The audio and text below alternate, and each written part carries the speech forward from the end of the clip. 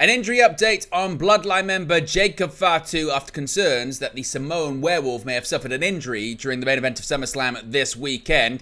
Becky Lynch posts a reflective post on social media amid uncertainty about her pro wrestling future. Logan Paul reportedly suffers an injury after he drops the United States Championship to LA Knight at SummerSlam. Triple H has high praise for the CM Punk, Seth Rollins and Drew McIntyre masterpiece at SummerSlam on Saturday. Speaking of that match, what happened to Seth Rollins' ref cam? We'll let you know the details on that one.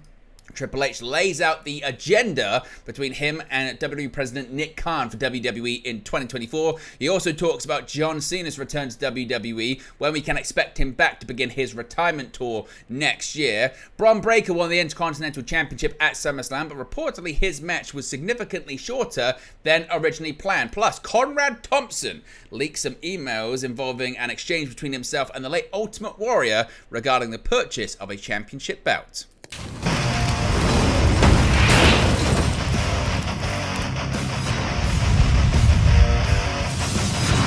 Hey guys, welcome back to Wrestling News 365. Hope everyone is doing very well. As always, there are plenty of news stories to get into in the world of professional wrestling. Let's begin with the latest update on the injury status of Jacob Fatu, because an update on Jacob Fatu's condition has emerged following SummerSlam this past weekend. Now, WWE Chief Content Officer Paul Triple H Levesque already noted during the post-show press conference that Fatu was, quote, a little banged up following SummerSlam. Of course, Fatu was involved in the main event of SummerSlam, interfering in the undisputed WWE Championship match on behalf of Solo Sikoa, which resulted in Fatu putting Cody Rhodes through the announce table with a splash. Fatu hit his leg off the announce table during a dive, though with some suggesting he was legitimately injured on the move.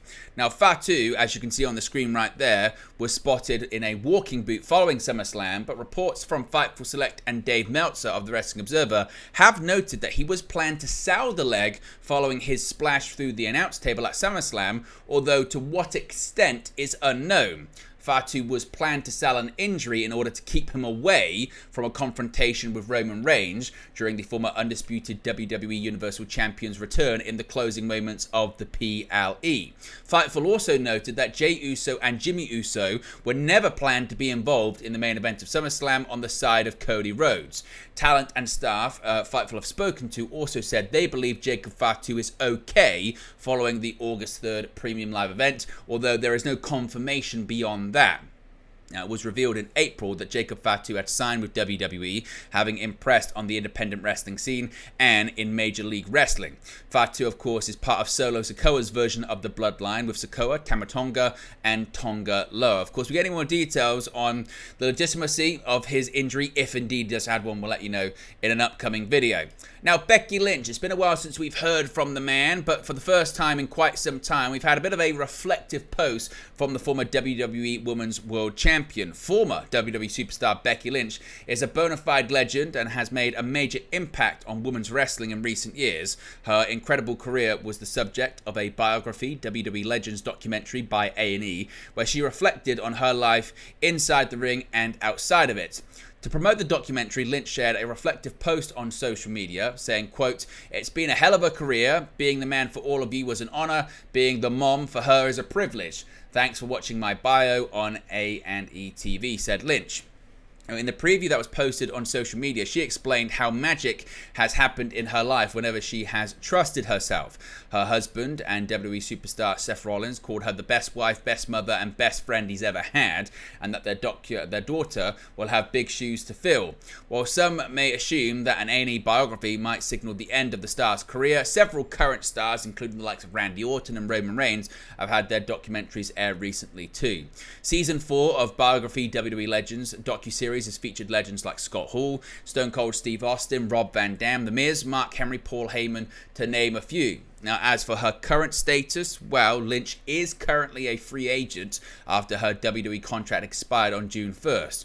Reports have suggested that the reason the man didn't re-sign with WWE is because she wants to spend more time with her family and that she's looking for an extended break. So as of right now, no further details on her future in professional wrestling. Some viewed the post as maybe a bit of a retirement hint. Others have just said it was just to promote the docuseries. What do you think? Let me know your thoughts about that one too. Now, Logan Paul, of course, no longer the United States champion, but possibly suffering an injury this weekend. Whether it's Roman Reigns' return, Drew McIntyre's victory over CM Punk, the Judgment Day's dramatic split, SummerSlam has given fans plenty to discuss. While the show featured many key storyline moments, it also saw 3 big title changes, with Gunther capturing his first World Heavyweight Championship and both Bron Breakker and LA Knight winning the Intercontinental and United States Championships respectively. Knight's win was a particular cathartic one for WWE fans, and Knight himself capping off what has been a meteoric rise for the megastar across the past 12 months. While Logan Paul's loss of the US title was celebrated by the majority of fans inside the Cleveland Browns Stadium, the match was an exciting one and another impressive outing for the Maverick. Unfortunately for Paul, however, it seems that it may have come at a cost, as it has been reported by Dave Meltzer via the Wrestling Observer's Daily Update that the 29-year-old suffered some form of an injury at SummerSlam. Logan Paul's injury was alluded to by Triple H in the SummerSlam post-show press conference, where he noted that Paul, along with Jacob Fatu, were both banged up. Now, there were no further details given regarding the extent of the injury in Meltzer's report. However, we will provide further updates if any more information does become known. Now, Triple H, as mentioned, was speaking at the post-show press conference and had nothing but praise for the highly anticipated confrontation between CM Punk and Drew McIntyre, featuring Seth Rollins as the special guest referee. WWE SummerSlam is in the books, and fans are still talking about all of the big moments that took place at the Cleveland Browns Stadium. While 6 of the 7 bouts of the show were for titles, the one that wasn't was arguably the most anticipated. CM Punk and Drew McIntyre's hostile rivalry reached its boiling point when the two finally went one-on-one, with Seth Rollins acting as a special referee to maintain the peace. WWE CCO Triple H was impressed by the match and praised it heavily during the SummerSlam post-show press conference. Quote, CM Punk, Drew McIntyre, Seth Rollins, I thought was a masterpiece, Triple H said. Just what a story. The moments all the way through, when you really break it down and you think like so much drama and tension, just how good it all was based on a $1 or a 50-cent bracelet, right? That storytelling was epic, off the charts. Now, Triple H has also praised the work that CM Punk has been doing in recent months, despite being injured for the majority of the build. He explained that he's incredibly proud of Punk for being able to still tell such a compelling story at this stage of his career, especially considering that when he got injured at the Royal Rumble, it was a downer as everyone was so excited to see what he could have been when he initially returned. As for McIntyre, the game also praised the work he's done over the past year, stating that he's on fire right now and that he is happy for him. Now, with McIntyre picking up the victory, only time will tell if this feud is over or if it's just beginning, particularly with the involvement of Seth Rollins as well. Now, as I mentioned, Seth Rollins was the referee, the special guest referee in this match, and he was wearing a ref cam at one point, but not so much later on. So what happened? Well, SummerSlam was a big night for WWE in many different departments, including referees. For the first time in WWE history, fans could experience an up-close point of view of what the officials have to deal with within the squared circle with the debuting ref cam. Not only did the regular officials don the camera, but Seth Rollins also had one strapped to him during his time officiating the grudge match between CM Punk and Drew McIntyre. However, things didn't go as planned during Rollins' time with the camera.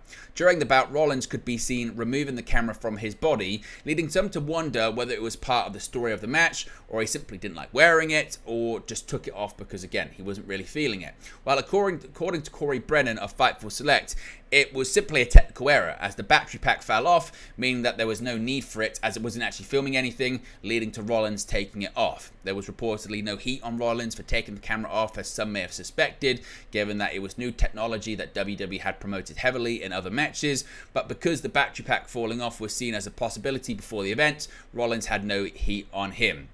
Had the battery pack stayed on, fans would have seen a lot more action inside of the squared circle between CM Punk and Drew McIntyre, but of course that didn't happen. Now, what is the agenda for WWE in 2024, according to Nick Khan and Triple H? Well, WWE certainly is having one of its most successful years in 2024, both from a creative standpoint as well as the financial side of things. The company is arguably as hot as it's ever been, which is evident in its strong ticket sales and multiple events that have broken gate records around the world, with SummerSlam 2024 being the latest in a long line of hugely successful premium live events. However, WWE CCO Triple H wants more. Even though fans might think that they are seeing the best of that WWE has to offer right now, the game explained at the SummerSlam post-show press conference that his and WWE President Nick Khan's agenda could set up the company for a huge finish to 2024. Quote, Nick and I have a very specific agenda in how we wanted to approach this year and the way we wanted to roll it out. And I think you've seen that in all of the international events we've done and the size of these events and where they are located and how we have done them. This year's going to close out big, excited for all of it. The future's bright. These talents, this is the most amazing roster I think I have seen. Most talented, most dedicated. Everyone is having a blast right now, including me, which is the best part of it. We are all just charging ahead. If what I believe to be coming true is true, you ain't seen nothing yet. Now, Triple H also ran down the remaining premium live events for the year, with the next one being Bash in Berlin on August 31st, which is also on course to being a sold-out show at the Uber Arena in the German capital. Now, we also provided a bit of an update as to John Cena's return to WWE television. Of course, John Cena appeared at the Money in the Bank Premium Live event last month and announced he would begin his retirement tour in December, taking him all the way through 2025. At SummerSlam, The Miz, R-Truth, and Jelly Roll all paid tribute to Cena with a triple five-knuckle shuffle on Austin Theory, but Cena himself was not at the event. At the post-show press conference, WWE CCO Triple H said he was excited about Cena's upcoming swan song and will be helping him plan and craft the former WWE Champion's farewell. Quote, John has earned the right in his career to do whatever he wants, when he wants, Levesque said. I believe it is the beginning of 2025. John will come back, and it's sort of like a farewell tour that has an end to it, and John's going to come back and have a blast. He's going to come back. He's going to be there for the Royal Rumble. That's going to be his last Royal Rumble. He's going to be there for Elimination Chamber, and that'll be his last Elimination Chamber. He's going to be there for WrestleMania. That'll be his last WrestleMania, and then it will continue. Then by the end of 25, that will be the end of John Cena. Levesque is happy that Cena is ending his career in the ring as opposed to letting his time in wrestling fade away in favor of his Hollywood stardom as other wrestlers have done. Having been a 30-plus year veteran of WWE, Levesque has had a unique opportunity to watch Cena grow over the last 22 years. Quote, I was there when he came to WWE, Levesque recalled. I was there for a lot of the ride, and to see the performer that he has become, to be able to sit next to him and help in some way drive the car that is his retirement is a huge honor to me, Levesque said. Now, Bron Breakker is the brand new Intercontinental Champion, but his match at SummerSlam reportedly was scheduled to go longer than it actually did. Among the 7-match card for WWE SummerSlam, one match was considerably briefer than many fans had expected, that being the Intercontinental Championship match between Sami Zayn and Bron Breakker. Clocking in at under 6 minutes, it was far shorter than their prior bout at Money in the Bank last month, as well as being half of the length of the next shortest match, that being the United States Championship match between Logan Paul and LA Knight. Well, according to a new report from Fightful Select, the match was actually allotted 10 minutes on the card, but instead ran shorter than expected. Now, there was no further information given as to why exactly this was, but if we get any more details as to why the match was almost half as short, we'll of course let you know. Breakker's championship victory was his first on the main roster of his WWE career and one of 3 title changes that we saw at SummerSlam. And finally, a really interesting story this regarding negotiations for a championship bout between Conrad Thompson and the late Ultimate Warrior. Conrad Thompson has unveiled his dealings with the Ultimate Warrior. Now, the podfather, Conrad Thompson, has built an empire of podcasts in the wrestling world, and he's also known for the memorabilia that he has collected too. Thompson recently discussed how he started collecting belts in 2013 on an edition of Ask Conrad. He focused on collecting authentic ring-used titles. Thompson recalled hunting for belts, and he was particularly interested in the WWF Winged Eagle title and the Intercontinental Championships. Specifically, he wanted the titles that were on the line at WrestleMania 6, where Ultimate Warrior faced Hulk Hogan. His hunt led him to the Ultimate Warrior himself, as rumor had it he was selling the world title from SummerSlam 1990. However, Thompson remained focused on the 2 titles on his list, so he contacted Warrior. On ad-free shows, Thompson published the Warrior emails, the series of emails he exchanged with Ultimate Warrior in 2013 regarding some title bouts in his possession. Ultimate Warrior responded to the inquiry by noting that he sent Thompson pictures and wished to keep the negotiations private. He urged Thompson to keep the information about the bout's title, which he said to be pristine, private. Warrior wrote that the fact that the leather was supple verified that it was ring warm. Thompson then wrote that he wanted to follow up, and he stated that the title he was looking for was in considerably different shape than the one in Warrior's picture. He stated that he was still interested and he wanted to talk further, as he was interested in other titles in Warrior's collection. Thompson noted that the titles were more valuable when they were attached to a more significant match. He reiterated that he was interested in a potential package deal for the bouts. Warrior answered by writing that the Hogan bout condition was not as nasty as he thought, but it was still road warm. He proposed that they should focus on the titles that Thompson first asked him about. Warrior suggested that he could buy one or both of them and they could go from there. Warrior claimed that he could get a package that was worth at least $150,000. However, Warrior said that neither of them wanted that, and he enjoyed doing deals that were genuine. Warrior wrote that he said he would take $75,000 for the Hogan bout, but after seeing it, he realized that it was worth more. That being said, he offered to compromise by taking $75,000 for the title with the condition that Thompson would buy the blue one as well. That would make the total price $110,000. Warrior continued by dealing the terms he required for the transaction, as he wrote that Thompson had to pay $2,500 via credit card to cover his travel time to meet with him.